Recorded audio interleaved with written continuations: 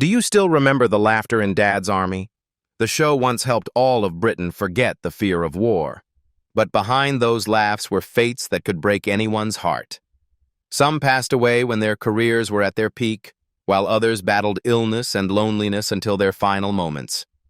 Today, let's look back at those faces that once brought joy to millions, and now live only in memory. Arthur Lowe as Captain George Mainwaring. At the age of 53, Arthur Lowe put on the uniform of Captain George Mainwaring in Dad's Army in 1968, a commander who was both stern and adorably clumsy. That image immediately won the audience's hearts, making him the soul of the show and an icon of British television. Yet behind his calm and dignified face was a life exhausted by pressure, loneliness, and illness. Arthur was born on September 22, 1915, in Hayfield, Derbyshire. His youth had no glamour, only small theater stages, touring performances, and meager pay just enough to get by. During his years working on Coronation Street, he constantly juggled work and family, always short on money. When he later appeared in The Rise and Fall of Reginald Perrin, the tension on set wore him down so much that he had to take a break from acting. Then came Dad's Army, and everything changed. Captain Mainwaring brought Arthur fame, 7 BAFTA nominations, and the love of millions. But at the same time, his health began to fail. Narcolepsy caused him to fall asleep in the middle of performances, and a stroke in 1979 nearly drained all his strength.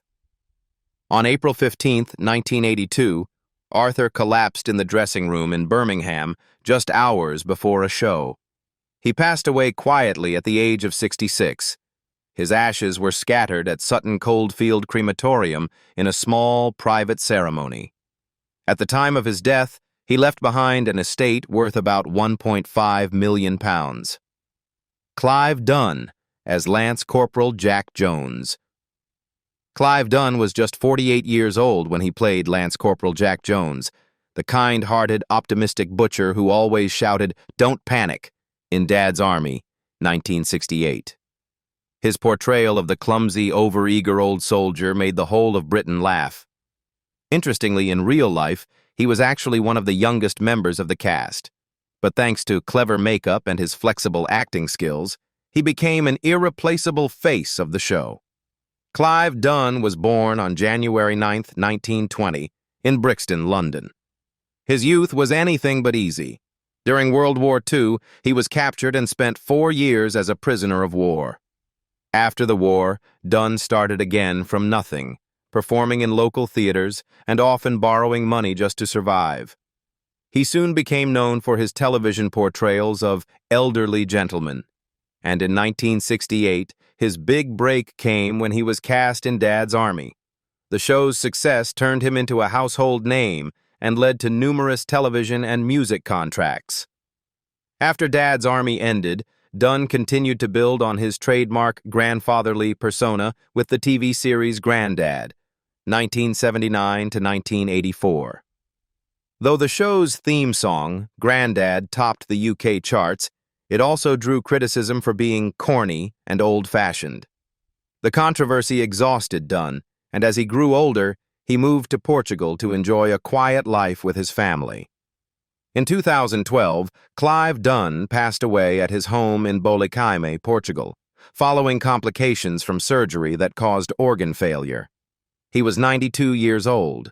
His net worth was estimated at around £2 million, largely from his work in music, film, and real estate. John Le Mesurier as Sergeant Arthur Wilson.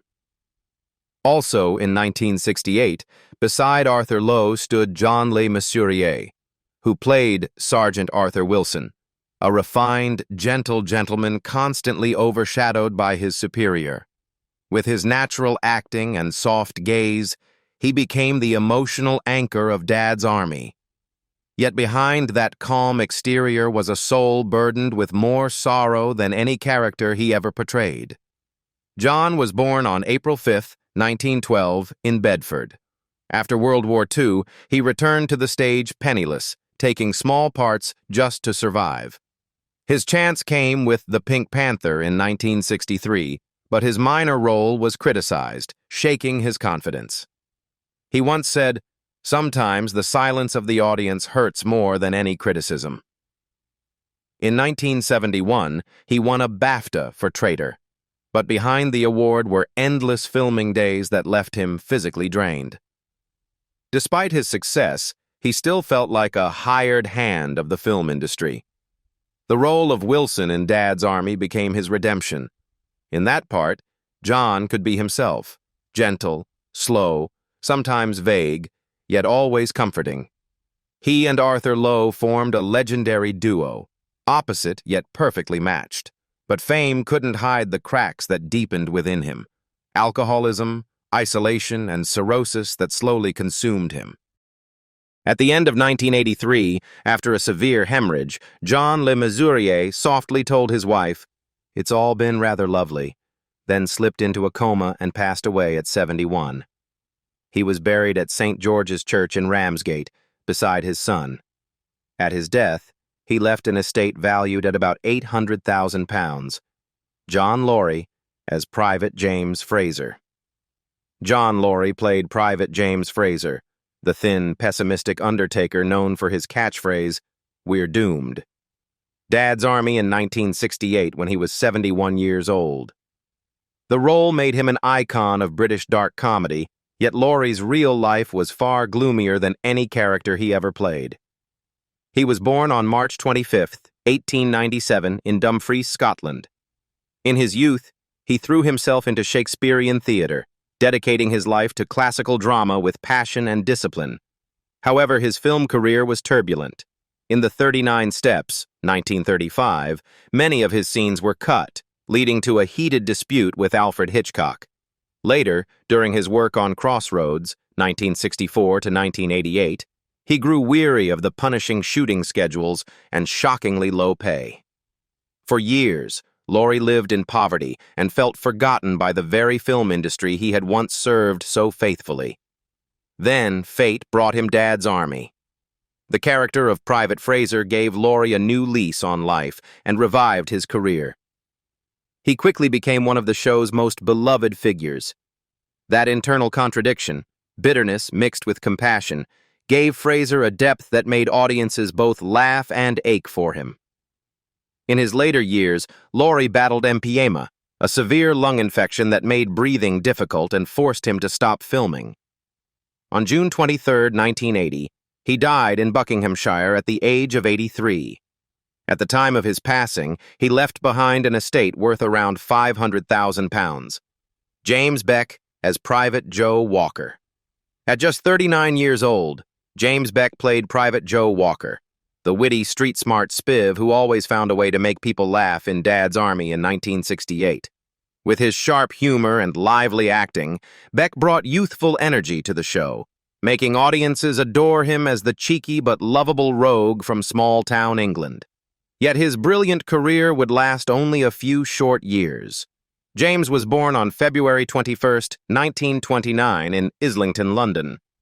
His early years were spent playing small supporting roles, including in Coronation Street, though he was abruptly written out of the show in a move that stirred controversy. Unfazed, Beck kept pushing forward, taking any job he could, from playing policeman in Gideon's Way to appearing in television programs like The Troubleshooters. His tireless dedication caught the eye of writer Jimmy Perry, who created the role of Private Walker almost tailor-made for Beck. His career skyrocketed. Dad's Army turned Beck into a star, and he went on to appear in hit series such as A Family at War and Romany Jones. But behind his trademark grin was a man physically worn down by overwork and heavy drinking. One July afternoon in 1973, while attending the opening of a charity event, Beck suddenly collapsed. He was rushed to the hospital suffering from acute pancreatitis and died 3 weeks later, at just 44 years old. His character, Private Walker, was later written out of Dad's Army through a farewell letter in the script.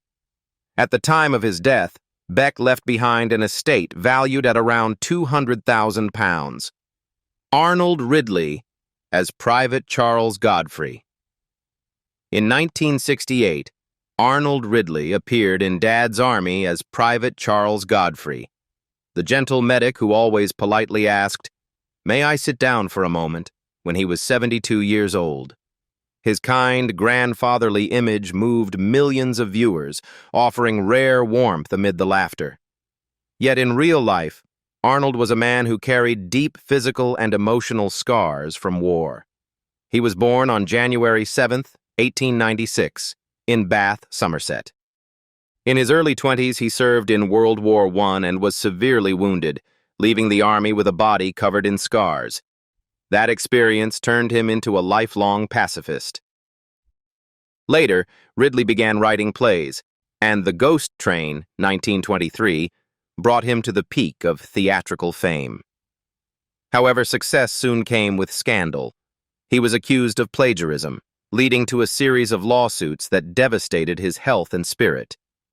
In the years that followed, he lived modestly, working as a freelance writer and performing in small theaters just to make ends meet. His second chance arrived when he was cast as Godfrey in Dad's Army. The warm-hearted role won audiences' love and helped Ridley rediscover his faith in acting. Even in his 70s, he remained devoted to his craft and was awarded an OBE in 1982 for his contributions to theater. But age eventually caught up with him. A severe fall weakened his body, forcing Ridley to retire from the spotlight for good. On March 12, 1984, Arnold Ridley passed away at a hospital in Northwood at the age of 88. His body was cremated at Golders Green, and his ashes were interred with his parents at Bath Abbey Cemetery. His estate was valued at approximately £600,000. Ian Lavender as Private Frank Pike. Ian Lavender was just 22 years old when he played Private Frank Pike, the naive, endearing young recruit affectionately scolded as the stupid boy in Dad's Army, 1968. With his youthful face and natural charm, Lavender became the embodiment of wartime innocence, providing the perfect balance of humor and vulnerability in the show. No one could have imagined that this young private would one day be the youngest, and ultimately the last, surviving member of the legendary cast by 2024. Born on February 16, 1946 in Birmingham, Lavender began his acting career at a very young age. Lacking experience, he learned by observing seasoned actors such as Arthur Lowe and John le Mesurier, whom he regarded as his first mentors. Through their guidance, he honed his craft and became a familiar name on British television throughout the 1970s. Although Dad's Army made him famous, his later roles sometimes drew criticism, particularly his character in EastEnders, 2001 to 2005, which audiences found too dull, leading him into stress and self-doubt. Despite the challenges, Lavender never drifted away from his audience. He continued performing on stage, television, and even appeared in a cameo role in the 2016 Dad's Army film, a heartfelt tribute to his beginnings. Throughout his career, he survived 2 brushes with death, one from bladder cancer and another from a heart attack, yet he remained optimistic, kind, and humble. On February 2nd, 2024, just 2 weeks before his 78th birthday, Ian Lavender passed away in Suffolk, marking the end of the last young soldier of Dad's Army. He left behind an estate valued at around £1 million. Frank Williams as Reverend Timothy Farthing. At just 37 years old, Frank Williams took on the role of Reverend Timothy Farthing, the stern, proper, yet subtly humorous vicar in Dad's Army, 1968. With his gentle manner and nuanced acting, he made audiences both laugh and feel a deep sense of warmth. The role quickly made Frank an essential part of one of British television's most beloved casts. Frank was born on July 2, 1931, in London. Starting from the Watford Palace local theatre, he entered television when it was still a new frontier. During the 1950s and 1960s, he tirelessly played small parts in the Army game, The Bulldog Breed, and A Stitch in Time, years filled with effort and waiting for his breakthrough. That moment came with Dad's Army, where he truly shone. His close friendship with writer Jimmy Perry helped him maintain the role of the Vicar for nearly a decade. Later, he appeared in You Rang, My Lord, 1988 to 1993, though the heavy filming schedule took a toll on his health and energy. Still, Frank never complained. He considered being able to work in his craft a blessing. The success of Dad's Army opened many doors for him. He published his autobiography Vicar to Dad's Army, 2002, wrote stage scripts, and regularly attended fan gatherings. He also co-founded the Dad's Army Appreciation Society, serving as its honorary president until his final years. Even in old age, Williams appeared in the 2016 Dad's Army film, a personal farewell to the audience that had loved him for decades. On June 26, 2022, Frank Williams passed away peacefully in London at the age of 90. He was buried at St. Margaret of Antioch Church, where his gravestone bears the simple inscription, "Devoted Christian, best known as the Vicar in Dad's Army." His estate was estimated at about £400,000. Modest, yet his spiritual and cultural legacy was immeasurable. For over half a century, he remained forever in the hearts of viewers as the kind and humorous Vicar of Dad's Army. Bill Pertwee as Chief Warden Hodges. When Bill Pertwee was 42 years old, he played Chief Warden Hodges, the loud, bad-tempered neighbor who constantly clashed with the Home Guard in Dad's Army, 1968. His brash, arrogant character became one of the show's most comical highlights. Yet behind the laughter was an artist who had struggled for years to find his place in Britain's entertainment world.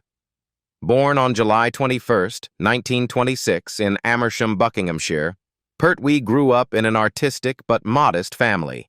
He began his career in radio, working as a presenter and later appearing in Beyond Our Ken and Round the Horn before being cast in Dad's Army. The show's success made him a household name, not only as Hodges, but also through many other popular television programs. However, in later years, he faced public criticism for his appearances in the Carry On films, where he was accused of being ridiculous and outdated. The media backlash left him emotionally drained, forcing him to step back temporarily to recover. Thanks to the enduring affection of fans, Pertwee became president of the Dad's Army Appreciation Society, writing books, attending fan conventions, and appearing in anniversary specials.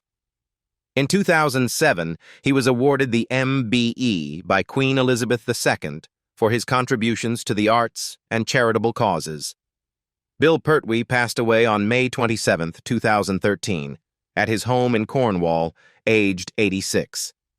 Just 3 days before his death, he made one final appearance at a Dad's Army parade in Thetford, despite being visibly frail. At the time of his passing, he left behind an estate worth approximately £700,000. Edward Sinclair as Verger Maurice Yeatman. At the age of 54, Edward Sinclair first appeared in Dad's Army as Verger Maurice Yeatman, the church's meddlesome verger, constantly fussing and creating problems for the vicar. Although a supporting role, his shrill voice and expressive face made every scene he appeared in memorable. Few would have guessed that his greatest success would come so late in life, only a few years before his passing. Born in 1914 in England, Edward came to acting after working various other jobs. At first, he only landed small parts in shows such as Z-Cars and Danger Man, but his persistence and natural sense of humor eventually earned him a place in Dad's Army. Before that, his life had been difficult. Little work, low pay, and virtually no recognition. Yet within just a few short years, the role of Verger Yeatman turned him into a familiar face for millions of British families. Though fame arrived late, he cherished every moment.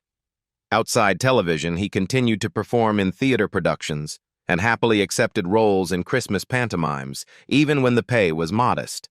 In 1977, while preparing to perform in Ugly Sisters, he suddenly fell ill while on holiday in Cheddar, Somerset. A heart attack struck unexpectedly, taking his life at the age of 63. Edward Sinclair's sudden death shocked his colleagues. At his funeral, Arthur Lowe spoke with emotion. With Teddy's passing, we know that Dad's army has truly ended. He died at the height of his career, leaving behind an estate worth about £150,000. A small sum, but proof of a man who found glory late in life. In the hearts of fans, he remains forever the clumsy yet endearing verger of Walmington-on-Sea's church. Janet Davies as Mrs. Mavis Pike. In 1968, Janet Davies joined Dad's army as Mrs. Mavis Pike, the kind, overprotective mother of young Frank Pike when she was 41 years old.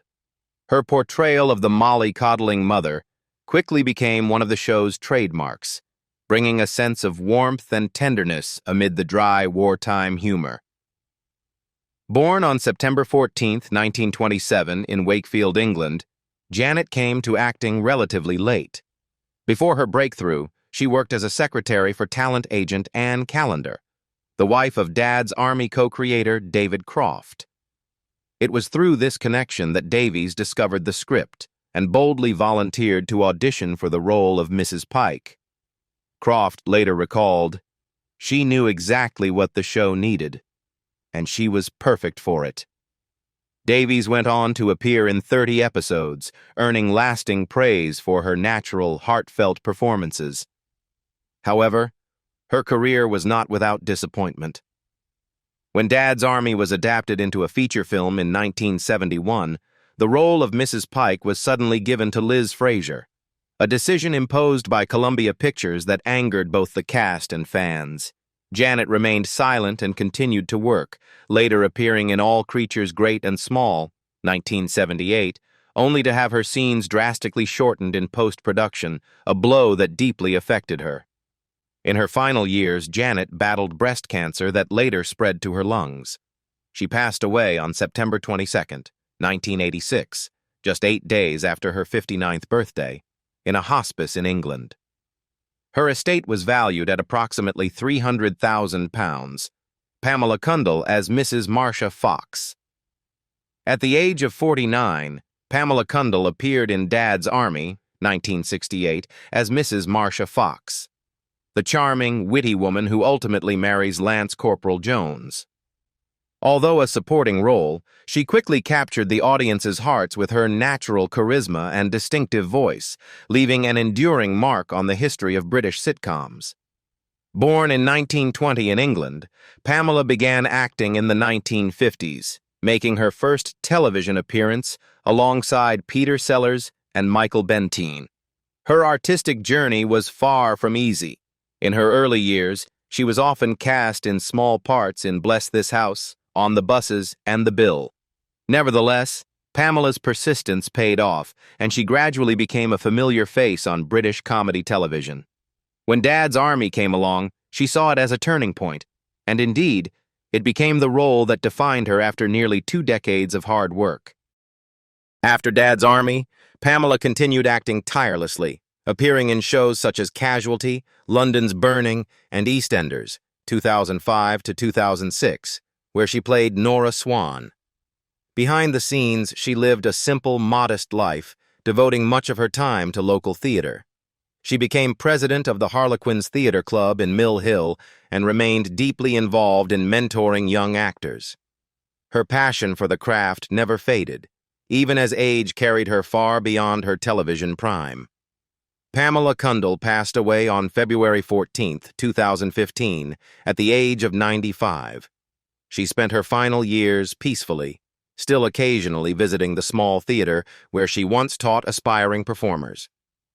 Her estate, estimated at around £400,000, came largely from royalties and her lifelong work on stage.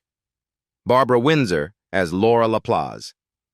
Barbara Windsor was 31 years old when she made a brief yet unforgettable appearance in Dad's Army as Laura Plaz, a small but spirited role that perfectly reflected her real personality, dazzling, lively, and never content to stay in the background. Though short-lived, the role foreshadowed what was to come. Windsor would go on to become one of Britain's greatest icons of film and television. Born on August 6, 1937 in Shoreditch, London, Barbara showed a gift for performance from an early age. Starting with small supporting roles, she quickly stood out for her fiery personality and striking beauty. Her big break came when she received a BAFTA nomination for her leading role in Sparrows Can't Sing, 1963. But it was the Carry On film series that crowned her the Queen of British Comedy, the cheeky, flirtatious girl with a laugh so bright it became unforgettable. The infamous bikini top scene in Carry On Camping, 1969, became one of the most iconic moments in British comedy history. Success, however, did not bring peace. Windsor's personal life was turbulent.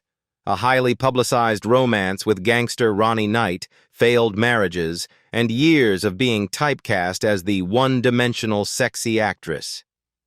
Yet she refused to be defined by scandal or stereotype. In 1994, well into her 50s, Windsor made a triumphant comeback in EastEnders as Peggy Mitchell, the fierce, sharp-tongued yet fiercely loving matriarch.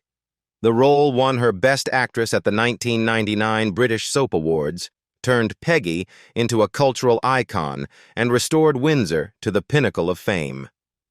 In 2014, Windsor was diagnosed with Alzheimer's disease, a cruel illness that gradually stole her memory.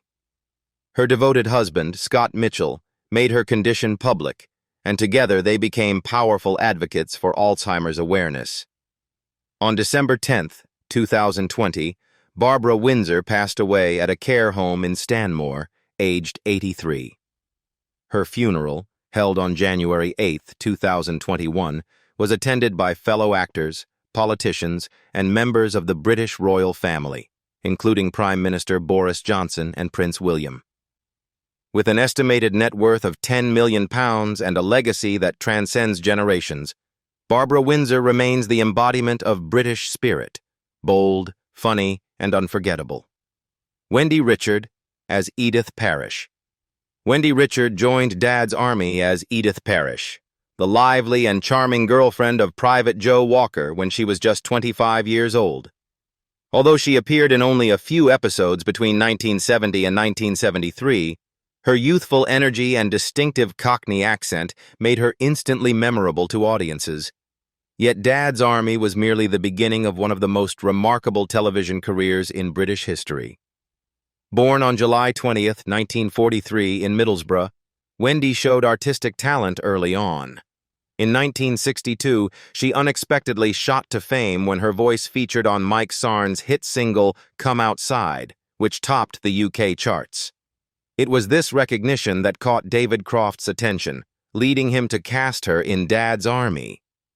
However, it was her role in Are You Being Served, 1972 to 1985, that truly made her a household name. The pinnacle of Wendy's career came with her portrayal of Pauline Fowler in EastEnders, one of the most iconic characters in British television.